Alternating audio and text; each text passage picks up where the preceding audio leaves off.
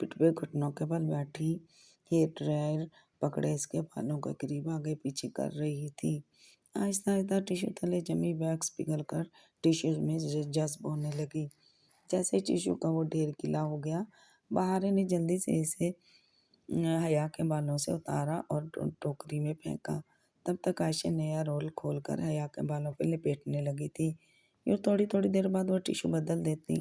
बहुत सारा वैक्स यूं ही उतर गया, यहाँ तक कि अब वैक्स की आखिरी तह बालों पे जमी रह गई, जिसे बाल नजर आ रहे थे, पतली मगर सबसे मुश्किल तह। इसके लिए इसने शैम्पू इस्तेमाल किया। तौलिए को इसकी गर्दन पे आगे पीछे फैलाकर के वो अब्दुर्रहमान के बैठता और इस पे एक दाग भी वो बर्दाश्त नहीं करता था। इसने स्प्रे से हया के बालों को गीला करके नरमी से इन शैम्पू पे का मसाज शुरू किया। अम्मी, दरम्यान में एक दफ़ा इसकी आंखों भी खुल गई। शायद पानी इसकी आंखों पे गिरा था। इसने फौरन बहारी को आहिस्ता से कहा, अब्दुर्रहमान को कह कर आओ कि वो जाग गई है। आयशा के हाथ भी जाग से भरे थे, हया के बालों पे थे। बहारे ने सर से हिलाकर तेजी से बाहर भागी। वो इसी तरह स्टडी में बैठा खिड़की से बाहर तारीक रात को देखता सिगरेट फूंक रहा था। बहारे भागकर इसके पास आई। वो उठ गई है, बस थोड़ी सी, ज़्यादा नहीं, अब क्या करें। इसके पुकारने पे वो चौंका, फिर चंद लम्हे खामोशी से इसका चेहरा देखा, फिर फौरन उठकर बाहर गया। इसका रुख एंक की तरफ था। जब वो वापस आया तो इसके हाथ में एक स्लिप स्प्रे था। इसको इसके तकिए पे स्प्रे कर दो, वो फिर से सो जाएगी। इसने स्प्रे बहारे को दे दिया। वो स्प्रे पकड़े सर हिलाकर वापस अंदर भाग गई। इसकी हदायत के मुताबिक आयशा ने स्लिप स्प्रे हया के तकिए पे कर दिया। वो जो कि हल्की हल्की जागने लगी थी, फिर से गनूदगी में चली गई। सुबह फजर से कबल इसके बाल थोड़े से बहुत के बाद वापस अपनी हालत पे आ चुके थे। दूसरी तरफ वो भी वापसी अपनी हालत पे आ चुका था। अलबत्ता इसने एक काम और किया था कि जो तस्वीर इसके पास हया की थी, वो इसने स्टडी के कंप्यूटर से प्रिंट आउट करके स्टडी की दीवारों पे आवेजा पेंटिंग्स के फ्रेम में असल पेंटिंग और शीशे के दरमियान लगा दी थी, ताकि यूँ लगे कि वो तस्वीर ही फ्रेम की गई हैं। जब वो इधर रहेगी और किसी दिन वो इसके कमरे में आकर देखेगी तो जान लेगी कि वो बुरा आदमी नहीं था। वो इसके बहुत से लम्हों में इसके साथ था और इसका ख्याल रखा करता था। सुबह तुम डॉक्टर को ले आना, बाकी सारे काम वो कर देगी, मगर एक बात। सुबह जब वो दोनों कमरे से निकली तो वो अपने मखसूस हुलिये में सूट में मलबूस, बाल जेल से पीछे किए, ऐनक लगाए, ब्रीफकेस हाथ में उठाए वापस जाने के लिए तैयार खड़ा था। क्या तुम इसको नहीं बताओगी कि मैं यहाँ आया था? बहारे, अगर तुमने मुंह से एक लफ्ज़ भी निकाला तो मैं तुमसे कभी बात नहीं करूँगा। ओके, मैं क्या कर रही हूँ? वो रूठेपन से शाने झुकाकर बोली। जब बहारे मंजिल से हट गई तो इसने आयशा को मुखातिब किया, तुमने मुझे बहुत बड़ा फेवर दिया है, तुम इसके बदले में मुझसे कुछ भी मांग सकती हो, मैं इनकार नहीं करूँगा। वो संजीदगी से बोला था। आयशा खुले दिल से मुस्कुरा दी। मैं सिर्फ इतना चाहती हूँ कि ज़िंदगी में दोबारा कभी अगर तुम्हारे किसी बड़े फेवर की ज़रूरत पड़े तो तुम मुझसे ज़रूर मांगो। बिल्कुल, मैं दोबारा भी मांगूंगा। वो क्या होगा मैं नहीं जानता, मगर ज़रूरत पड़ने पे मैं तुम्हारे पास ज़रूर आऊँगा। एक और बात। कदरे रुक कर इसने कुछ बताना शुरू किया, जिसको सुनकर आयशा के चेहरे की मुस्कुराहट गायब हो गई। वो तुम्हारी बीवी है और वो तुम्हें किसी दूसरे नाम से जानती है, फिर तुमने आने से क्यों कहा कि तुम इससे शादी करना चाहते हो? वो सच बोलने वाली लड़की एकदम शस्तर रह गई थी। मैं सिर्फ ये जानना चाहता था कि वो किसी अमीर आदमी के लिए अपने शौहर को छोड़ सकती है या नहीं। ये इतना बड़ा मसला नहीं था। वो अब आयशा के सवालात से जान छुड़ाना चाह रहा था। अपनों को हर वक्त आजमाते नहीं हैं अब्दुर्रहमान। जो भी है, तुम बहारे को ये सब मत बताना। मैं नहीं चाहता कि हया किसी और के मुंह से मेरे बारे में ये सब सुने। ऐसे सूरत में वो कभी मेरा एतबार नहीं करेगी। मैं इसे खुद सब बता दूंगा, मगर कुछ वक्त बाद। तुम बहुत झूठ बोलते हो। आयशा ने दुख से इसे देखा اور جواباً اس کے تاثرات پھر سے سپاٹ ہو گئے۔ پوری رات جس شخص کو عائشہ نے دیکھا تھا وہ چلا گیا تھا اور پرانا عبد الرحمن واپس آ گیا تھا، جو اس تھپڑ کی بابت ابھی تک اس سے خفا تھا۔ بس ایک ہی لمحے میں وہ ساری رات کے لیے بنا بکھرا سا عبد الرحمن غائب ہو گیا تھا۔ کوشش کرنا وہ کچھ دن تمہارے پاس ٹھہر جائے، میں جا رہا ہوں، فون کرتا رہوں گا، سنجیدگی سے کہہ کر وہ پلٹ گیا تھا۔ عائشہ ملال سے جاتے دیکھتی رہی۔ اب اسے وہی کرنا تھا جو وہ کہہ رہا تھا۔ چونکہ اسے واپس انڈر گراؤنڈ ہو جانا تھا، اس لیے اگلے ہی روز اس نے عائشہ کو کال کر کے بتایا کہ وہ واپس انڈیا جا رہا ہے۔ حسب معمول وہ مان گئی۔ اب وہ یہ نہیں چاہتا تھا کہ جتنے دن حیا اس گھر میں رہے امت اللہ حبیب واپس آئے۔ ان کے ہوتے ہوئے کوئی نہ کوئی ایسی بات ہو جائے گی کہ وہ عبد الرحمن کی اصلیت جان جائے گی۔ وہ اچھی خاصی ذہین لڑکی تھی، وہ اس کا انڈر اسٹیمیٹ نہیں کرنا چاہتا تھا۔ اگر کسی دوسرے کے منہ سے وہ سنے گی تو وہ اس کے اعتبار کو دے گا، اس لیے بہتر تھا کہ جب تک وہ اپنا پزل باکس نہ کھولے تب تک وہ عبد الرحمن کی حقیقت سے بے خبر رہے۔ اس لیے اس نے آنے کے ذمہ دار کچھ کام ایسے لگا دیے جو ان کو چند دن مزید مصروف رکھیں گے۔ بس یہ چند دن ہی تو رہے گی حیا عائشہ کے گھر، پھر بھلے آنے والے واپس آ جائیں، خیر تھی۔ تیسرے روز اس نے عائشہ کو انڈین نمبر سے کال کی۔ وہ حیا سے بات کرنا چاہتا تھا، وہ اس کی آواز سننا چاہتا تھا۔ اس کے دل کو اس کے دن سے اب تک قرار نصیب نہیں ہوا تھا، مگر وہ اس کی بات سننا ہی نہیں چاہتی تھی۔ اگر وہ اسی میں خوش تھی تو ٹھیک ہے، اس نے کہلوا دیا کہ وہ ادلار میں نہیں آئے گا، وہ آرام سے ادھر رہے۔ اگر حیا کے سکون کا باعث تھا تو وہ ایسے ہی کرے گا، مگر ان دونوں بار رات کے مناظر اس کی آنکھوں کے سامنے آتے اور اس کو تکلیف دیتے تھے۔ حیا کے بازو پہ داغا WHO اور ساتھ میں آخری اصلاح کے وہ حروف RE جو جلد اصلاح بنا لیتے کے باعث ٹھیک سے داغا نہ جا سکے تھے اور آبلے سے بن گئے تھے۔ وہ منظر بہت اذیت رساں تھا۔ اگر وہ دو لفظ ٹھیک سے داغ دیے جاتے تو وہ کتنا عرصہ اسے اذیت دینے کوئی اندازہ نہیں کر سکتا تھا۔ ہاں ٹھیک ہے، سرجری سے وہ مٹ جاتے، مگر جب تک نہ مٹتے تب تک تو وہ اسے اذیت دیتا نا۔ کاش وہ ذرا پہلے پہنچ گیا ہوتا، کاش وہ اس کو جلنے کی تکلیف سے بچاتا، کاش۔ ممی بہت البتہ ذرا پریشان تھی کہ حیا کہنے کے باوجود کیوں نہیں آئی۔ اس صبح وہ گھر پہنچا تو ممی نہیں تھی، انہوں نے رات کو اسے جاتے نہیں دیکھا تھا، سو ان کو معلوم نہیں تھا کہ وہ رات کہاں رہا تھا۔ دوپہر میں دونوں کی ملاقات ہوئی تو ممی نے بتایا کہ وہ حیا کے ہاسٹل گئی تھیں اور ایک اسٹوڈنٹ نے بتایا کہ شاید اسے اپنی میزبان فیملی کی طرف رکنا تھا، اس کے دونوں نمبرز بند آ رہے تھے۔ یہی بات ممی کو پریشان کر رہی تھی۔ اس نے ممی کو کچھ نہیں بتایا، اس کو اندر راز رکھنے آتے تھے۔ بس اس نے تسلی دی کہ فون خراب ہوگا، وہ فکر نہ کرے۔ البتہ عائشہ کو اس نے فون پہ تاکید کی کہ وہ حیا سے کہے وہ اپنے گھر فون کر لے۔ اگلے روز اس نے واقعی فون کر لیا۔ اب سرکاری طور پہ جہان سکندر کے ہاں اس کا نمبر آ گیا تھا، مگر وہ اس کو وہاں فون کرے یہ مناسب نہیں تھا۔ اس نے ہوٹل گرینڈ میں ایک ہندسے سے کہلوا کر حیا کے لیے نیا موبائل اور سم بھی دلوا دی تھی، اور ظاہر ہے یہ نمبر بھی اس کے پاس تھا، لیکن اگر جہان سے فون کرے تو اس کو نمبر کہاں سے ملا، جیسے سوال کی کوئی لاجیکل وضاحت نہ بنتی تھی۔ عبد الرحمن سے بات وہ کرنا نہیں چاہتی تھی، جہان اس کو کال نہیں کر سکتا تھا، پھر وہ کیسے اس کی آواز سنے، کیسے اس سے بات کرے۔ میجر احمد، ہاں میجر احمد بھی تو ہے، وہ اسے کال کر سکتا تھا کیونکہ میجر احمد عموماً ہر بات جانتا ہوتا تھا، شاید تب وہ اس کی آواز سن سکے۔ اور یہ کوشش کامیاب رہی۔ کتنے دنوں بعد اس نے حیا کی آواز سنی تھی۔ وہ حسب معمول میجر احمد سے بیزار تھی، مگر یہ طے تھا کہ وہ اس پہ اعتبار کرتی تھی، تبھی وہ اس سے پوچھ رہی تھی کہ بلیک میکرز کو کیسے قابو کیا جاتا ہے، اسے کون بلیک میل کر رہا تھا۔ اس کا دھیان ہاشم کی طرف گیا۔ خیر اگر وہ عبد الرحمن پاشا تھا تو وہ ہاشم کو کئی سال تک جیل سے باہر آنے نہیں دے گا، پھر اس نے اندھیرے میں تیر چلا کر اسے بتایا کہ وہ پرانا باکس کھول چکی ہے۔ تب وہ ہنسا دیا۔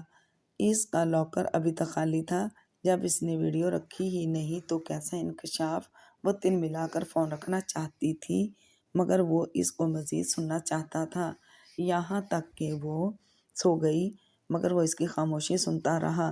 اس وقت وہ اپنے ریسٹورنٹ کے کاؤنٹر پہ بیٹھا ریسپیشمنٹ کے فرض پر سر انجام دے رہا تھا۔ وہ اپنے کام نپٹا رہا اور دوسری جانب اسے حیا کے سانس لینے کی ہلکی ہلکی آوازیں سنائی دیتی رہیں۔ ابھی آدھا گھنٹہ گزرا تھا کہ اسے لگا اس کے ننتنے گیلے ہو رہے ہیں۔ تکلیف کی ہلکی سی لہر اٹھی اور سر کا وہی درد ہر چیز پہ چھانے لگا۔ اس نے ہاتھ سے ناک کو چھو کر دیکھا۔ خون!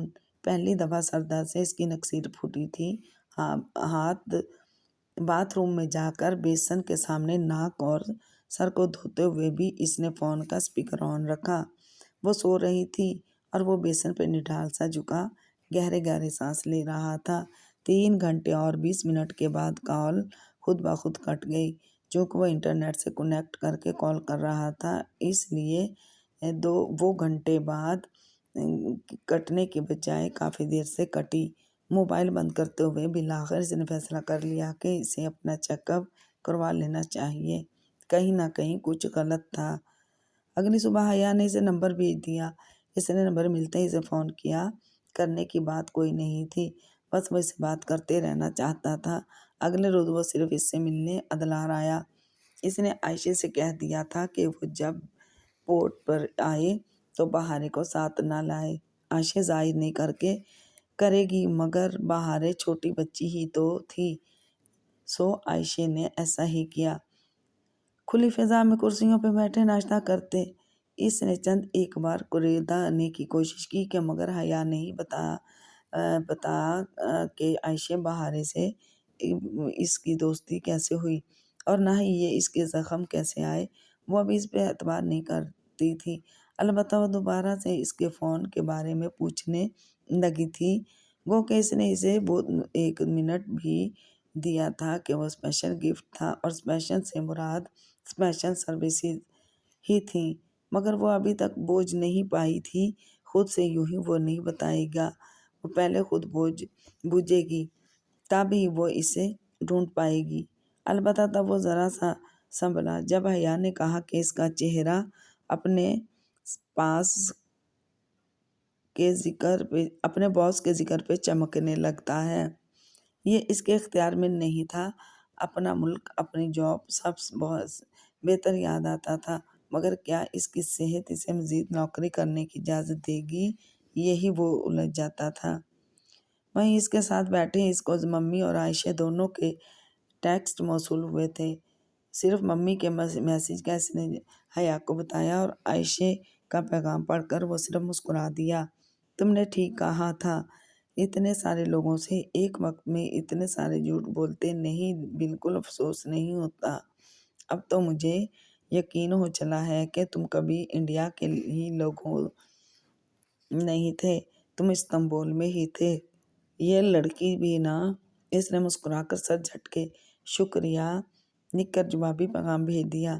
اس روز ساحل سمندر پہ چلتے ہوئے غیر ارادی طور پر اس کے لبوں سے روہیل کا ذکر نکل آیا تھا۔ روہیل سے 3.5 برس قبل اس سے وقت ملا تھا جب وہ ایک چھوٹے سے کام کے سلسلے میں وہاں ایک تعلیمی ادارے میں گیا تھا۔ تب ایک طالب علم نے اندھا دھند فائرنگ کر دی اور ایک گولی اس کو بھی لگ گئی تھی۔ چونکہ وہ الیگل کام کے سلسلے میں وہاں تھا سو وہ جلد از جلد موقع سے فرار ہو گیا۔ خراب ہوتے زخم کے باعث اس کو کسی قابل اعتماد شخص کے پاس پناہ لینی تھی اور چونکہ امریکہ آنے سے قبل وہ وہاں موجود ہر رشتے دار کا پتہ کھوج کر لایا تھا، اس لیے وہ روہیل کے پاس چلا گیا تھا۔ یہ بات اس نے روہیل کو صیغہ راز میں رکھنے کی کہی تھی۔ وہ جواب میں وہ یہ بات راز رکھے گا کہ وہ لڑکی روہیل کے ساتھ رہ رہی ہے۔ اس ڈیل کے بارے میں وہ حیا کو تو نہیں بتا سکتا تھا، سو بات ٹال گیا۔ اب وہ پوچھتی رہے اپنے بھائی سے اسے کیا۔ ساحل پہ حیا نے سیب چننے کی بات کی تھی۔ اس بات نے اسے اطمینان دلایا کہ اب وہ کام کر سکتا تھا جو وہ کرنا چاہتا تھا۔ وہ عائشہ بہارے کے ساتھ سیب چننے کی عادی ہو گئی تھی۔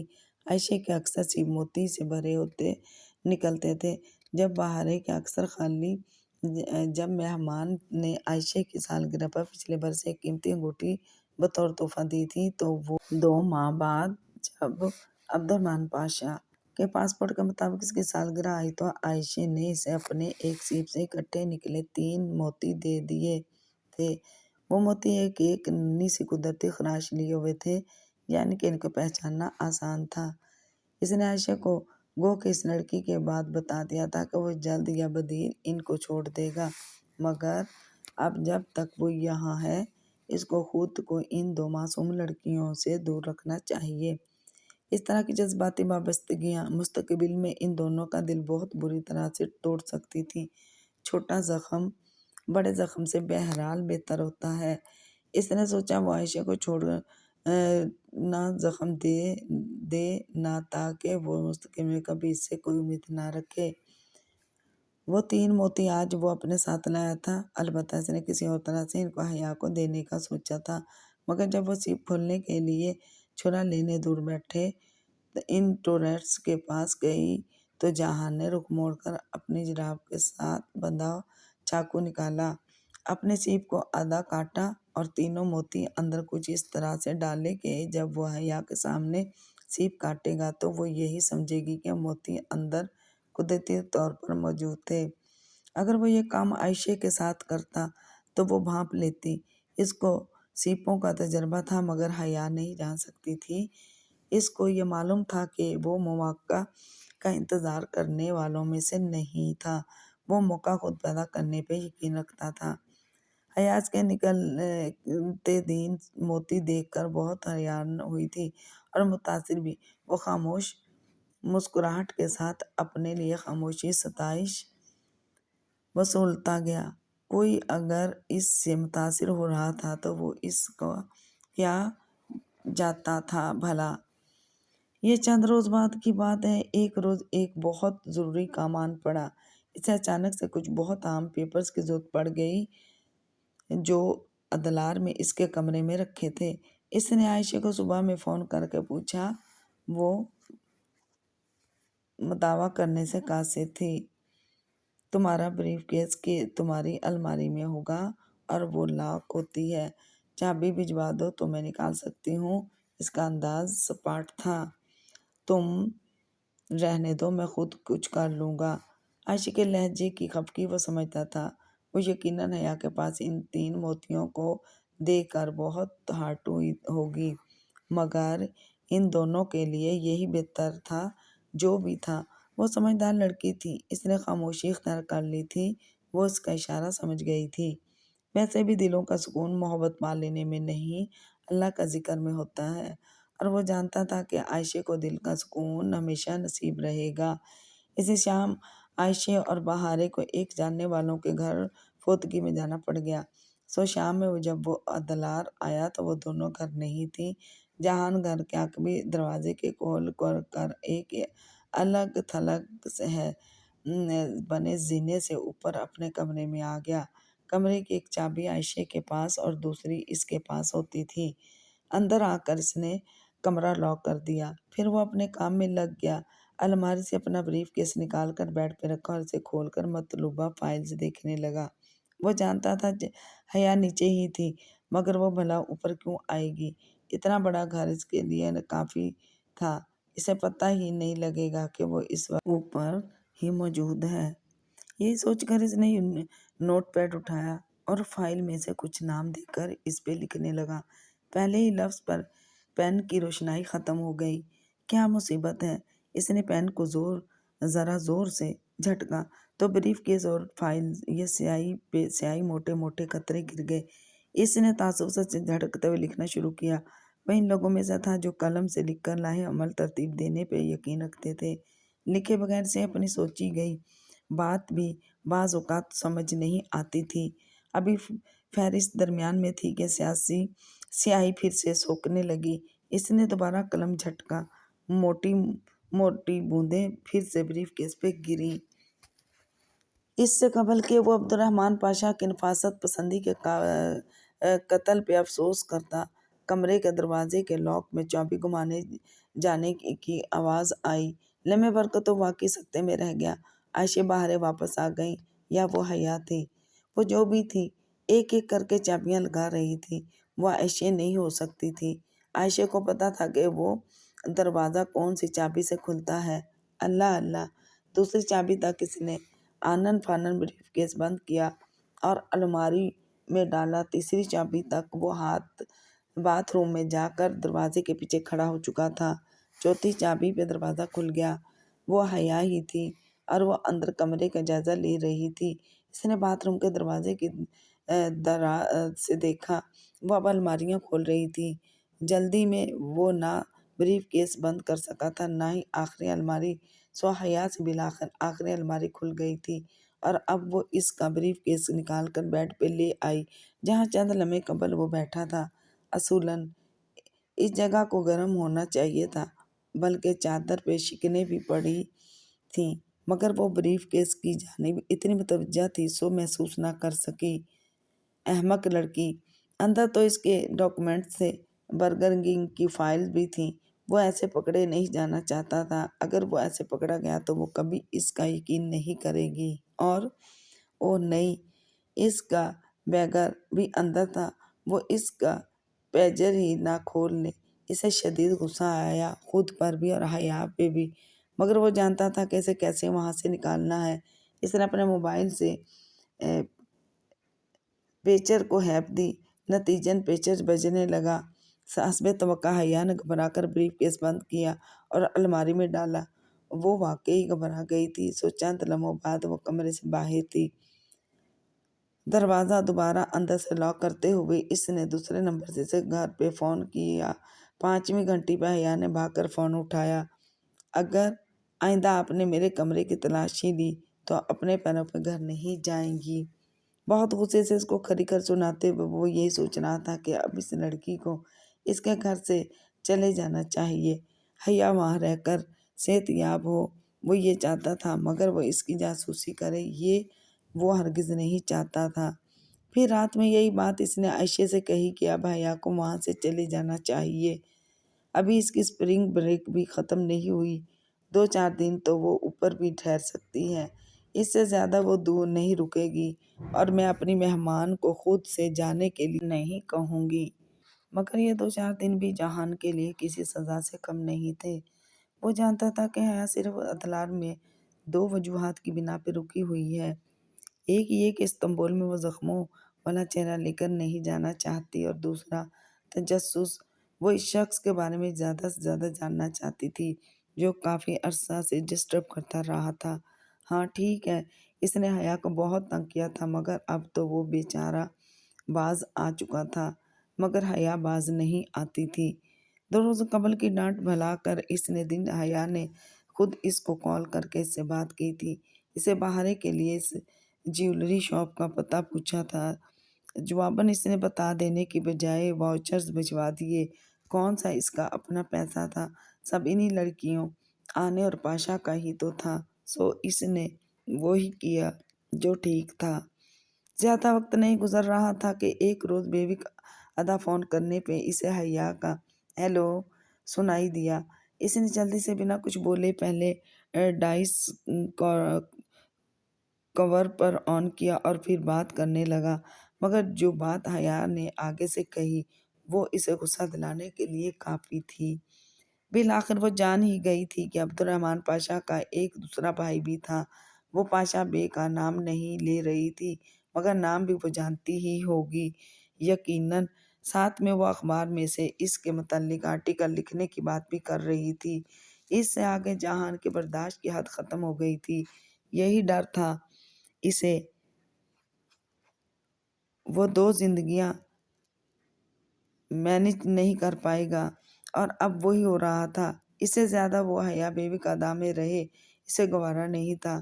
2 روز بعد یوں بھی اسے اپنے عبد الرحمن پاشا کے कवर कोर को एक्टिवेट करना, यानी बेवकदा वापस जाकर वहाँ कुछ दिन रहना था। सो अब इन दोनों को वहाँ नहीं इकट्ठा होना चाहिए। हया को इसने परसों का कहा, मगर खुद अगली ही सुबह वो बेबी का अदा आ गया। आते वक्त इसने हया को मैसेज कर दिया था। इसका इरादा आज एक मुकामी दोस्त से मिलने का था। आवरी, वो मकाम जहाँ वो जासूस मिलते हैं, इसकी अपनी तय करदा थी और वो ईसा की पहाड़ी थी। वहाँ से अपने साथी को चंद चीज़ें पहुँचानी थी। इसके बाद वो दोपहर में हया से मिलेगा और इसे वापस चलने पर राज़ी करेगा। वैसे भी सुलेमान मामू ने 2 दिन बाद इस्तांबुल आना था। अच्छा बहाना था। अब वो वापस आ जाएगी और वो आराम से बेवकदा में काम कर सकेगा। वैसे भी हालात जैसे जा रहे थे, यूँ लगता था तुर्की में इसका क़याम जल्द ख़त्म होने वाला है। ऐसे में इसे अपनी फ़िक्र नहीं थी, मम्मी, अब्बा और हया की फ़िक्र थी। वो तीनों इसकी फैमिली थे। मम्मी को इन 3 वर्षों में वो इस्तांबुल छोड़ने पर राज़ी नहीं कर सका था। पाकिस्तान वो जा नहीं सकते थे। इसने बहुत कोशिश की कि वो जर्मनी अब्बा को लेकर चली जाए, मगर पहले वो नहीं मानती थी। अलबत्ता अब इसके यहाँ काम करने के बाद किसी भी तरह से ये ख़तरे वाली बात थी कि इसके माँ बाप यहाँ हैं। बिल आखिर मम्मी राज़ी हो गई थी कि वो अब्बा के साथ जर्मनी चली जाएंगी, मगर जब तक जहान इधर है वो यहीं रहेंगी। वो 15 जून तक इधर ही था। 15 जून को एक अहम कंसाइनमेंट के लिए इसे तक अनकरा जाना था और काम कुछ इस किस्म का लैक आउट था कि इसके बाद पहला शक इसी पे जाएगा। इसलिए इसे कुछ अरसे के लिए रिपोश हो जाना था। इसने यहाँ इतने दुश्मन बना लिए थे कि इसके रुपोश हो जाने के बाद कहीं कोई इसके करीबी अजीज़ों को नुकसान न पहुँच जाए। इसलिए बेहतर था कि जाने से कबल वो अपने घर वालों को महफूज मकाम पर मुंतकिल कर दे। मम्मी, अब्बा और हया इसकी पहली तरजीह थे। पाशा बेग की फैमिली दूसरे नंबर पे थी। सबको वो यहाँ से भेज देगा, मगर हया का सेमेस्टर 5 जुलाई को ख़त्म होना था। इससे वो 15 जून से पहले पहले कैसे भेजेगा। अपने ऑफिस में बैठे हुए काम शुरू करने से कबल वो इस उलझन में गिरफ्तार था। मसाइल का हल वो अमूमन निकाल ही लिया करता था, मगर यहाँ वो कदरे मखमसे में था। सिगरेट सुलगाते हुए इसने साथ में कॉफ़ी भी मंगवाई थी और जब तक वो दीमत कॉफ़ी लेकर नहीं आई, वो यही सोचता रहा कि हया को यहाँ से कैसे भेजे। एक हल था बिलवास्ता, यानी जहान इसे कहे कि वो वापस चली जाए, और दूसरा था बिलवास्ता, यानी मेजर अहमद या अब्दुर्रहमान पाशा में से कोई कहे, मगर वो किसी की क्यों मानेगी। जब इसकी सेक्रेटरी दीमत फरदौस का कॉफ़ी लेकर आई तो कुछ सोचकर इसने ये बात दीमत से पूछ ली, किसी गैर मुल्की को तुर्की से वापस भेजना हो तो क्या किया जाए। दीमत एक ईमानदार और मुस्तैद सी वर्कर थी। वो इसको अपने बॉस की हैसियत से पसंद करती थी, मगर कभी कभी बातों के दौरान वो पाशा बेग का जिक्र कर दिया करती। आपके छोटे भाई भी बहुत अच्छे थे, ये फिक्रा वो अक्सर दीमत से सुना करता था। तैयब जब शनाख्ती कार्ड के एतबार से इससे 2 साल छोटा देखने की कई साल बड़ा और दर हकीकत हम उम्र ही था। दीमत पाशा बे की तबीयत की बेतकल्लुफ़ी पसंद थी, क्योंकि ना वो खुद चाहे अब्दुर्रहमान हो या जहान हो, इसकी तबीयत और मिजाज एक से ही रहे थे। वो अब्दुर्रहमान पाशा के रूप में भी इतना ही संजीदा मिजाज, खामोश तबी और कदरे तल्ख था जितना वो फितरी तौर पे था। दीमत इसको पसंद करती थी, मगर चूंकि पाशा बे के बरक्स जहान ने होटल ग्रैंड को गैर कानूनी सरगर्मियों के लिए इस्तेमाल करना शुरू कर दिया था, इसलिए दीमत इस किस्म के लोगों की होटल आमद पे ज़रा उलझी उलझी सी रहती थी। खैर, इसकी सारी दुखती रगें वो जानता था। इसे मालूम था कब किसको कहाँ से दबाना है।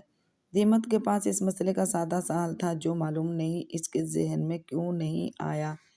वो कह रही थी कि इस लड़की जैसे तुर्की से भेजना है कि वाहिद कशिश अगर बयान इसका शौहर है तो इसे शौहर से बदगुमान कर दिया जाए। इसका शौहर किसी से भी अपने किसी मुश्तबा अमल का जिक्र कर सकता था और इस लड़की को اسٹریپ کر کے وہ گفتگو بظاہر اتفاقیہ طور پہ سنوائی جائے تو وہ فوراً اپنے شوہر سے دور جانے کی کوشش کرے گی۔ دیمہ شاید ساری بات کسی اور نقطۂ نظر سے کہہ رہی تھی، مگر اس کا ذہن ایک ہی بات پہ اٹک کر رہ گیا تھا۔ معصوم سا اتفاق، درست ٹائمنگ۔ ہاں، وہ حیا کو جانتا تھا۔ وہ ایک دم سے رد عمل دے دینے کی والی، ایک دم سے بڑے فیصلے لے لینے والی لڑکی تھی۔ جس چیز سے وہ بچتا رہا تھا کہ کہیں وہ پکڑا نہ جائے، اگر وہ چیز ہو بھی جائے اور وہ از خود جان جائے کہ جہانی عبد الرحمن ہے تو وہ وقتی طور پہ بے شک اس کا اعتبار کھو دے گا، لیکن بعد میں جب وہ ساری حقیقت جان لے گی تو وہ بدگمانی دور ہو جائے گی۔ 15 جون سے چند دن قبل ہی اس کے امتحان ختم ہونے تھے۔ اگر چہروں والے انسان کے ساتھ وہ فوراً اس سے دور ہو جانے کا سوچے گی، وہ ہمیشہ یہی کرتی تھی۔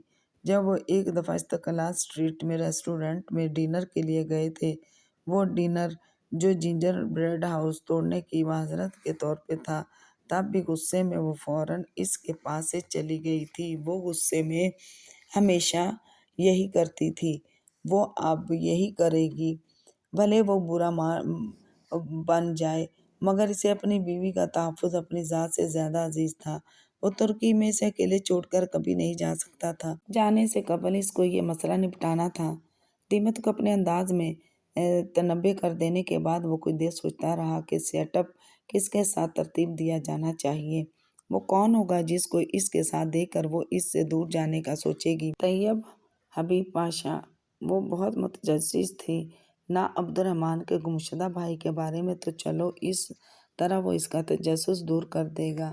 پاشا بے سے اسے ملنا ہی تھا، باقیوں کی طرح اس کے لیے بھی وہ انڈیا میں تھا، اور چونکہ پاشا اس سے ناراض بھی بہت تھا، اس لیے پہلے جہان کو اپنے اور اس کے تعلقات درست کرنے تھے۔